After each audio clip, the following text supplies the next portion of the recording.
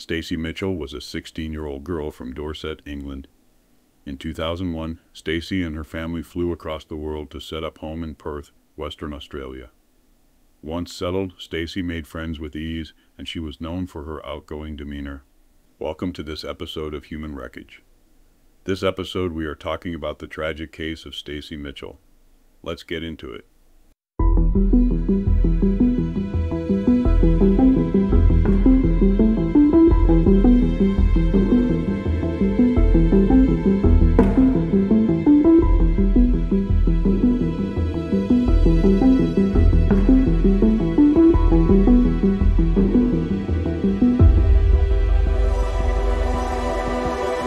As she developed into a teenager, she described herself as a party girl who loved music and West Ham Football Club.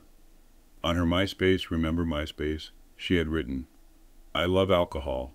I'm a party girl. I'm a very loud person. I am a very down-to-earth person if you get to know me." In December of 2006, Stacey had an argument with her parents and ran away from home.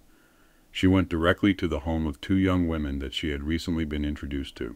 19-year-old Jessica Stasinowski and her 18-year-old girlfriend Valerie Parashumty. The two young women lived in a share house in the inner eastern Perth suburb of Lath Lane.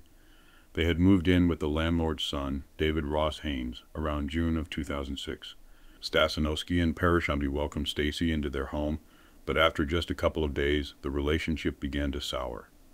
Stasinowski became jealous of the perceived bond between Stacey and Parashumty, and she was annoyed by the fact that Stacey wore bikinis around the house while she was at work.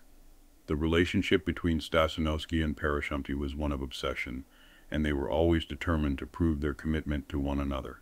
After not hearing from Stacey for several days, her parents, Andrew and Sophie, reported her missing. Naturally, the first place that investigators searched was the home where Stacey had been living.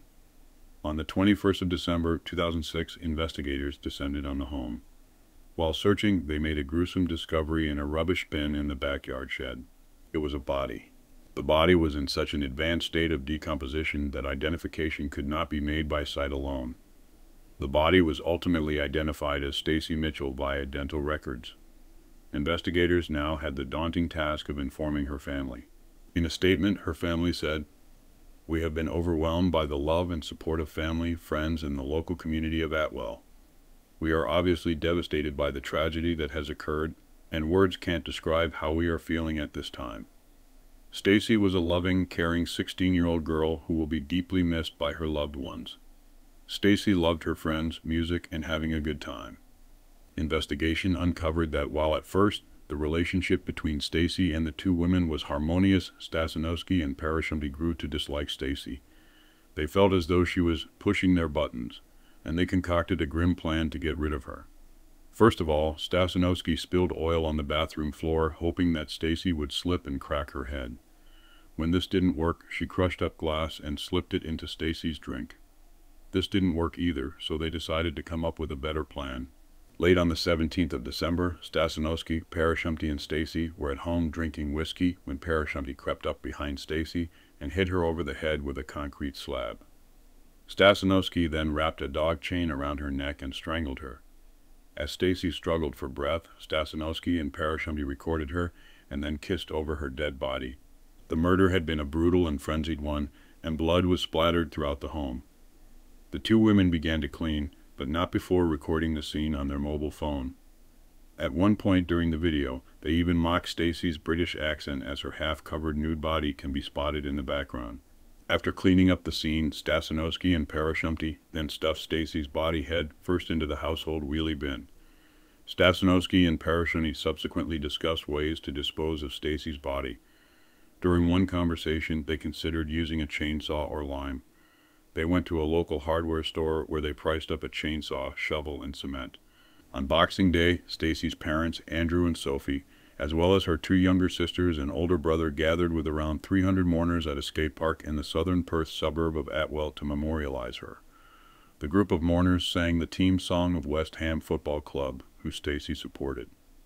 After the service, they released 16 pink balloons into the sky to symbolize her 16 years of life. On the 27th of December, 26, Stasinowski and Parashumty appeared in court via video link from Bandy Up Women's Prison. The judge was horrified when the two young women began snickering, smirking, and chatting to one another. He stated, "This is not a humorous matter. You have both been charged with willful murder. I don't know what you're laughing about." He then remanded them into custody to reappear the following month. Stasinowski and Parashumty appeared in court on the 5th of January, and their demeanor was a stark contrast to their earlier appearance. They were once again remanded, and upon their return to prison, Stasinowski was attacked by a gang of up to 18 inmates. One source commented, "It's been constant pressure. It's a punch here and a punch there, a slap here and a slap there." She was subsequently moved into protective custody. The following month, there was a massive twist in the case when 27-year-old David Ross Haynes was arrested in connection with the murder. He was accused of helping Stasinowski and Parashumty come up with ways to dispose of Stacey's body. He admitted to investigators that he knew about the murder plot and that Parashumty had told him, "No one should destroy your happiness, and you should kill anyone who does." She then commented that she wanted to put glass in Stacey's drink and bury her head in the sand to shut her up. Hayes told investigators that on the day of Stacey's murder, he agreed to go into his bedroom and turn up his music. He admitted that he saw Parashumty with a large slab of concrete and then heard a loud thud followed by a lot of movement and then Stacey screaming, "Help." After the murder was carried out, Haynes was given a blindfold so that he could leave the house without seeing the crime scene. He was charged with being an accessory to murder, and he pleaded guilty to the charge and was ordered to serve 2 years in prison.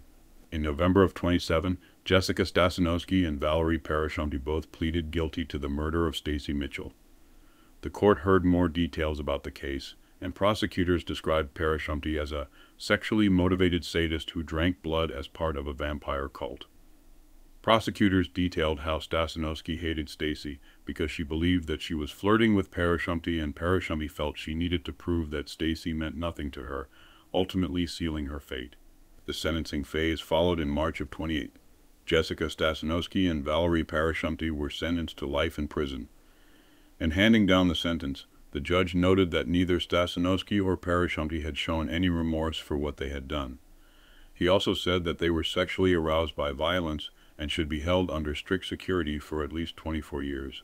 Judge Peter Blacksell stated, "You have each had more than a year in custody to reflect upon the evilness of your crime, yet you still lack remorse and obviously placed no value on the sanctity of human life. There is also the added problem that you each enjoy being sexually aroused by the infliction of violence." That brings us to the end of this episode. If you like what I do, please like and subscribe. Till next time, take care.